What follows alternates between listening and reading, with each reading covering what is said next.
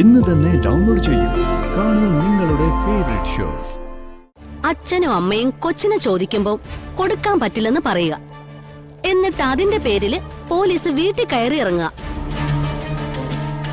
നിങ്ങൾക്കിതില് നാണക്കേടൊന്നും തോന്നുന്നില്ലേ? ഹരി, ഇത് എപ്പോഴാ വാങ്ങിച്ചേ? മിനിഞ്ഞാന്ന് എന്നെ കുറെ നേരം കണ്ടില്ല എന്ന് പറഞ്ഞ് നിങ്ങളൊക്കെ ബഹളം വെച്ചില്ലേ? ഓ, ഇതിന്റെ കാര്യത്തിന് വേണ്ടി പോയതായിരുന്നു. മോളെ, നിന്നെ വിട്ടുകൊടുക്കാതിരിക്കാൻ വേണ്ടി അച്ഛനെ കൊണ്ടാവുന്നതൊക്കെ ഞാൻ ചെയ്യും.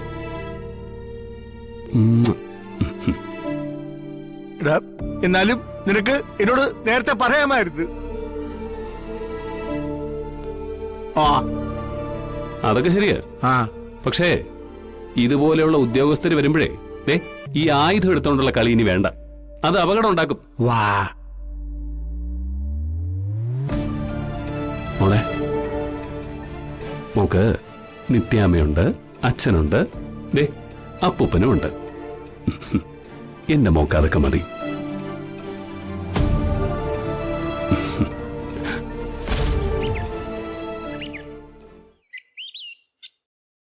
ഓ, അത് ശരി. ഞാൻ പിന്നെ വിളിച്ചോളാം.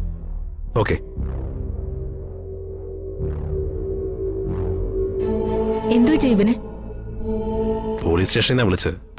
കുഞ്ഞിനെ കൊണ്ടുവരാൻ പോയപ്പോ അതിന് തടസ്സമായിട്ട് ഹരി ഒരു സ്റ്റേ മേടിച്ചിരുന്നു. എനിക്കറിയായിരുന്നു എന്തെങ്കിലും വിധത്തിൽ ഹരിയേട്ടനൊരു തടസ്സം ഉണ്ടാക്കുമെന്ന്. പണ്ടേ അങ്ങനെയാണല്ലോ. എന്റെ ജീവിതം ഒന്ന് പച്ചപിടിക്കുന്നത് ഹരിയേട്ടന് സഹിക്കില്ലല്ലോ. എന്റെ പ്രൊഫഷണലിൽ നിന്ന് എന്നെ തടഞ്ഞു നിർത്തിയത് പോലും അതിന്റെ പേരിലാ. അല്ല, ഈ കോടതിയിലുള്ളവർക്ക് വിവരമൊന്നുമില്ലേ? കുഞ്ഞിനെ അതിന്റെ അച്ഛനും അമ്മയും ചോദിക്കുമ്പോ എങ്ങനെ കൊടുക്കാതിരിക്കുക? എങ്ങനെ തടഞ്ഞു വെക്കാൻ സാധിക്കും? അമ്മയെ, സ്റ്റേക്ക് കാരണമായ സംഗതികൾ എന്തൊക്കെയാണെന്ന് നമുക്കറിയില്ലല്ലോ. ഇനി അഡ്വക്കേറ്റിനെ കണ്ടത് ചോദിക്കണം.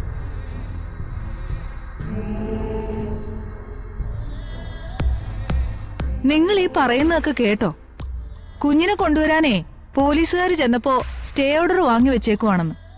അച്ഛാ, ഇതുവരെ ക്ഷമിക്കാവുന്ന എല്ലാ രീതിയിലും നമ്മൾ ക്ഷമിച്ചു കഴിഞ്ഞു. ഇനിയും ഈ നില തുടർന്നാൽ ചിലപ്പോ അവരങ്ങനെ സ്റ്റേ ഓർഡർ വാങ്ങിച്ചാല് ഞാൻ തെറ്റൊന്നും കാണുന്നില്ല. നിങ്ങളെ രണ്ടുപേരെയും അവർക്ക് വിശ്വാസമില്ലെന്നായിരിക്കും അവർ കോടതി പറഞ്ഞിരിക്കുന്നത്. അതിന് അവർക്ക് അർഹതയുണ്ടല്ലോ. മക്കളെ ഒന്ന് കാണാൻ പറ്റാത്ത വിഷമത്തിന് അവർ രണ്ടുപേരും വേദനിച്ച് നടക്കുകയായിരുന്നല്ലോ.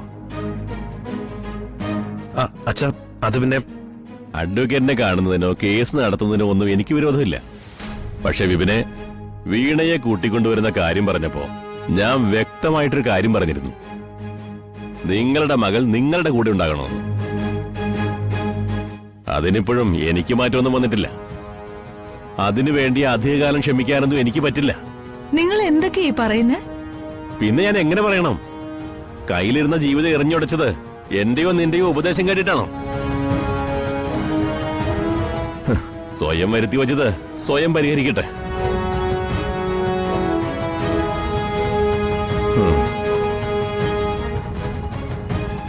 വിപിൻ, എത്രയും പെട്ടെന്ന് അഡ്വക്കേറ്റിനെ കണ്ടേ പറ്റൂ. അല്ലെങ്കിൽ ഒരു പക്ഷേ വന്നതുപോലെ ഞാനിവിടെ ഇറങ്ങേണ്ടി വരും. അതൊന്നും ഉണ്ടാവില്ല മോളെ. അതിനെക്കുറിച്ചൊന്നും നീ പേടിക്കുകയും വേണ്ട. അമ്മയല്ലേ പറയുന്നത്.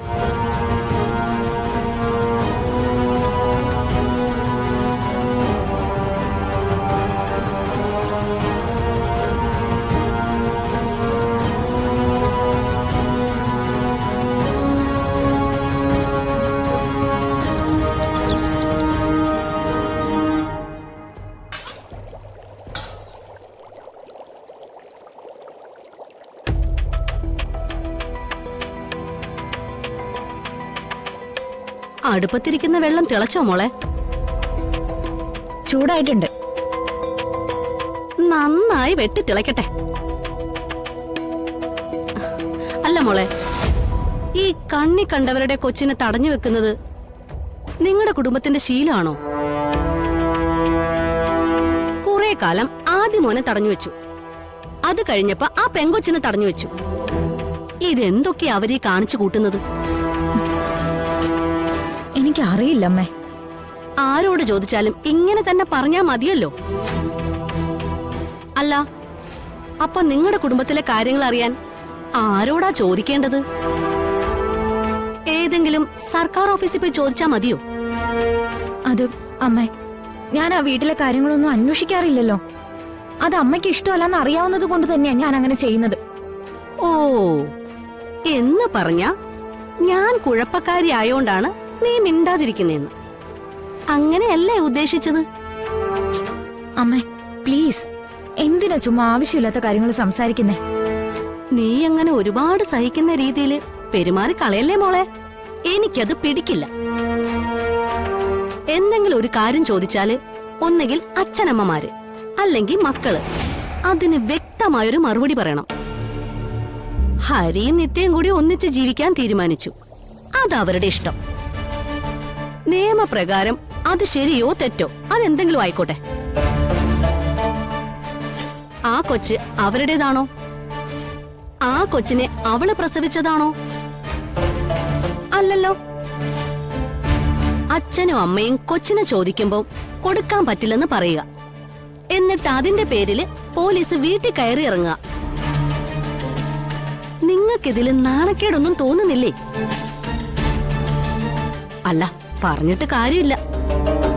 പോലീസും കേസും വഴക്കും ഒക്കെ ഇന്നും ഇന്നലെയും തുടങ്ങിയതൊന്നും അല്ലല്ലോ.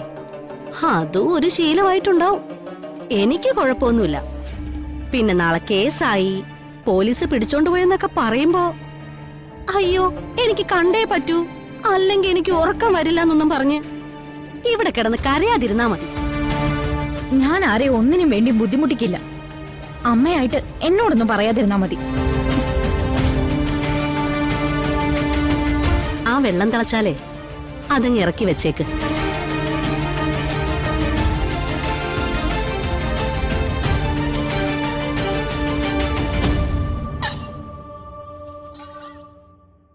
മോളെ,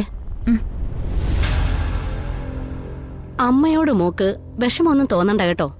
അവിടെ എന്ത് സംഭവിച്ചാലും നാണക്കേട് ചുമക്കേണ്ടത് നമ്മളല്ലേ.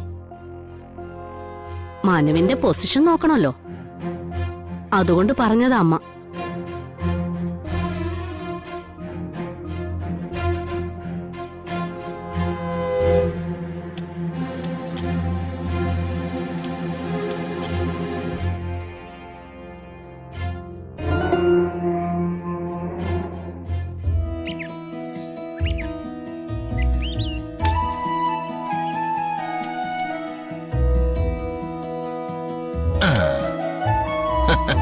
சார், உங்களுக்கு சீட்டாட முடியும்னு எனக்கு தெரியவே தெரியாது சார். ഇതെല്ലാം എങ്ക വെച്ചിരുന്നു സാർ? എടാ ശരവണ, നീ എന്റെ തനി ഗുണം എന്താന്ന് ഓരോന്നോരോന്നിട്ട് അറിയാൻ പോകുന്നേ ഉള്ളൂ. എനിക്ക് ചീട്ട് കളിക്കാൻ അറിയാം, നീന്താൻ അറിയാം, ക്രിക്കറ്റ് കളിക്കാൻ അറിയാം, വോളിബോളും അറിയാം. എടാ, എല്ലാറ്റിനും ഒരു കാലത്ത് നിറഞ്ഞു നിന്നിരുന്നൊരു സമയം ഉണ്ടായിരുന്നു. ആണാ ഇപ്പടി ഒരു ചേഞ്ച് സാർക്ക് വരുന്നു ഞാൻ കനവിൽ പോലും വിചാരിച്ചില്ല സാർ.